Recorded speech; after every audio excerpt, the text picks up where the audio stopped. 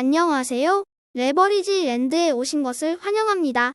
오늘은 레버리지 ETF를 정말로 장기 투자해서는 안 되는 것인지에 대해서 알아보겠습니다. 주변에 보면 레버리지 ETF는 투자가 아닌 투기이다. 장기 투자로는 적합하지 않다는 부정적인 편견을 가진 분들이 많으신데요. 심지어는 일부 경제 전문가들조차도 레버리지 ETF는 위험하니 반드시 1배속 ETF를 투자하라고 권고하고 있습니다. 과연 레버리지 ETF는 정말로 장기 투자하면 안 되는 걸까요? 오늘 제가 아는 범위에서 최대한으로 파헤쳐 보겠습니다. 아울러 장기 투자에 가장 적합한 최적의 배수는 무엇인지도 함께 살펴보도록 하겠습니다. 레버리지 ETF를 장기 투자해도 되는 진짜 이유. 지금 시작합니다. 레버리지 ETF와 관련해서 많은 분들이 강조하시는 부분이 장기 투자 시 계좌가 녹아버릴 수 있다는 주장인데요. 그것을 전문 용어로 볼 드래그 현상이라고 하며 변동성 드래그라고도 합니다. 쉽게 설명하자면 내가 100만 원을 투자한다고 하였을 때 10% 하락 시 90만 원이 되고 다시 10% 상승 시 90만 원이 100만 원이 되지 못하고 99만 원이 되어 10% 하락과 상승이 상충되어 손실률이 0이 되어야 하는데도 볼 드래그 효과에 의해 손실금 1만 원이 증발한다는 것입니다. 이 같은 볼 드래그 현상은 20% 하락과 상승을 반복 시 하락률이 더 크게 늘어나는 것을 알 수 있습니다. 다음으로 레버리지 ETF를 장기 투자하면 안 된다는 비관론자들의 대표적인 근거 몇 가지를 정리해 보았습니다. 매수 및 보유 투자에 적합하지 않은 상품일 것이라는 점, 시간이 지남에 따라 복리가 죽는다는 추측, 투자가 아닌 투기로 보는 편견, 그리고 레버리지 ETF는 그냥 무조건 위험하니 장기적으로 언젠가는 치명적인 손실을 입을 것이라는 무지한 의견입니다.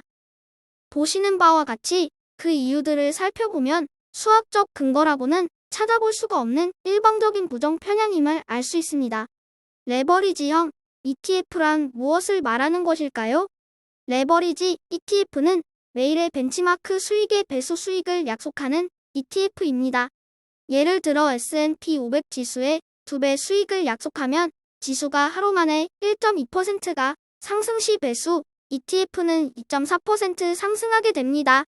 어찌 보면 우리가 가장 많이 투자하는 1배수 ETF 역시 레버리지 ETF라고 부르진 않지만 기술적으로는 레버리지 1을 가진 ETF라고 칭할 수 있겠습니다. 그렇다면 이번에는 부정론자들이 가장 크게 주장하는 변동성 드래그의 위험성에 대해서 살펴보겠습니다. 네, 맞습니다. 시장이 변동성이 있을 때마다 우리는 돈을 잃게 됩니다. 그것은 레버리지뿐만이 아니라 1배수 ETF도 마찬가지이며 레버리지 ETF가 더 큰 손실률을 기록하게 되는 것도 명확한 사실입니다.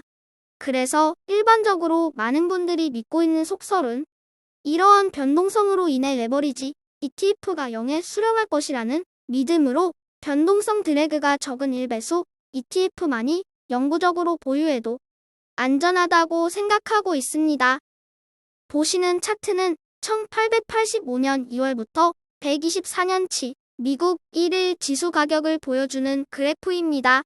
보시는 세 개의 주황색 점은 우리가 가장 많이 투자하는 레버리지 비율을 3배를 차례로 보여주고 있으며 참고를 위해 4배까지 확대해서 확인해 보았습니다. 우리의 일반적인 예상대로 0배수에서 1배수로 증가시키면 연간 수익률이 증가한다는 것을 알 수 있습니다. 그러나 부정론자들이 말하는 것과는 반대로 레버리지를 1배수 이상으로 더 높인다고 해서 수익률이 줄어들지 않고 오히려 증가하는 것을 보실 수 있습니다.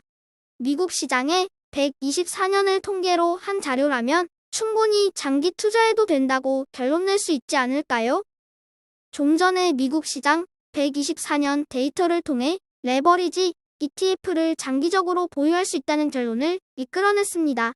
레버리지 ETF의 수익률을 결정하는 근거가 벤치마크의 수익률과 벤치마크의 변동성 두 가지라는 점을 알 수 있는데요.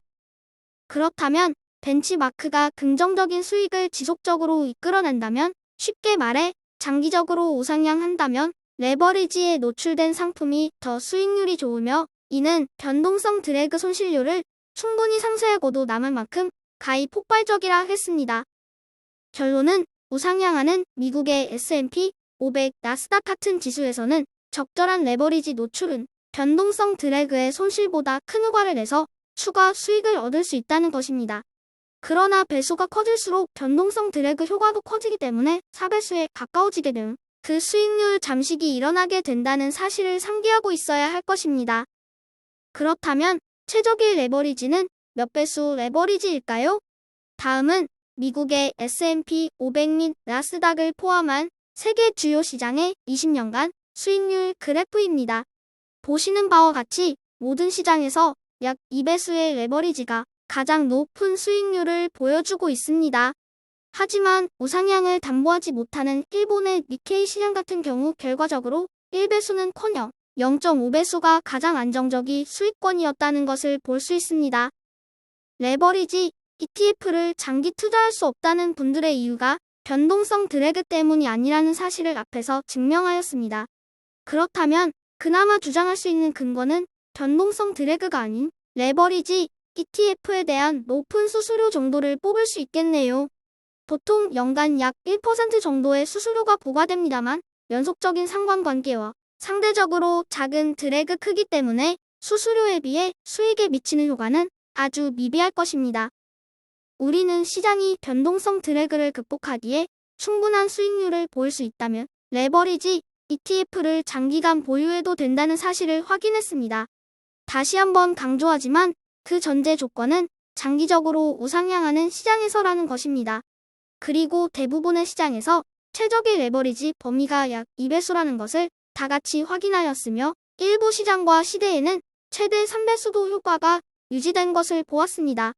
그곳이 바로 전 세계 1등 시장, 인류의 혁신을 주도하는 미국 나스닥 시장이지요. 하지만 그 어떤 시장에서도 3배수를 초과한 4배수의 레버리지는 변동성 드래그로 인해 효과가 없었음을 확인했습니다. 우리는 살면서 왜 그렇게 해야 하는지 묻지도 않은 채 지금부터 그냥 그렇게 해왔다는 이유 하나만으로 기존의 방식을 고수하는 경우가 많습니다. 레버리지 랜드는 투기를 조장하는 불량 채널이 아닙니다. 1배수 투자가 가장 안전하다는 편견을 깨고 우리 모두가 좀 더 효율적인 투자로 더 많은 수익률을 가져올 수 있도록 하기 위해 최적의 투자 방법을 연구하고 공유하는 채널입니다. 투자의 궁극적인 목적은 수익 창출입니다. 뛰면 위험하니까 안전하게 걸어가야만 한다는 고정관념에서 벗어나지 못한다면 뛰므로써 얻을 수 있는 훨씬 높은 과실의 기회를 스스로 날려버리는 꼴이 아닐까요? 이 세상에 무조건 이렇게 해야만 한다는 정답은 없습니다.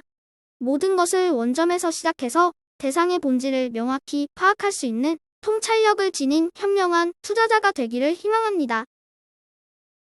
지금까지 레버리지 랜드였습니다. 여러분의 성공 투자를 기원합니다.